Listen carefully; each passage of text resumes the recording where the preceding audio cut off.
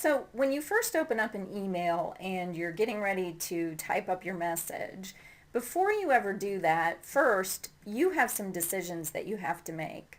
And the first decision that you have to make is, what is the purpose of this message? So what is the goal of sending this email?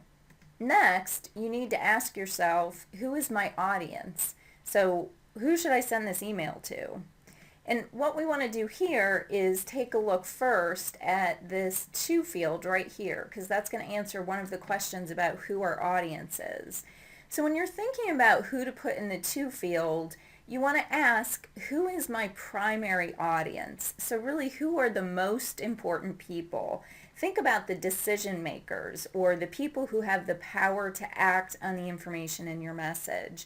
And this can be one person or it could be multiple people. Next, let's take a look at the CC field here. So in the CC field, you want to ask yourself, who needs a copy of this message? So think about who needs to know the information, or who do you want to keep in the loop? Okay, and then the next field that we need to talk about is the BCC field right here. So what does BCC actually stand for? Well, BCC really stands for blind carbon copy. And what I want you to think about is long time ago, before there was email, before there were computers, and even before there were copy machines. So before any of that stuff existed, the only way that you could make somebody a copy as you were typing it on the typewriter was to use a piece of carbon copy paper. Well, blind carbon copy means that nobody else knows that that person received a copy.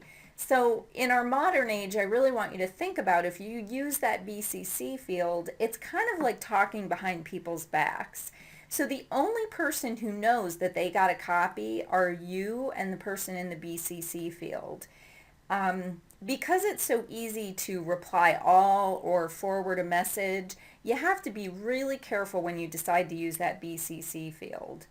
Okay, so the next thing that we're going to talk about then, because it's probably the most important part of an email, is the subject.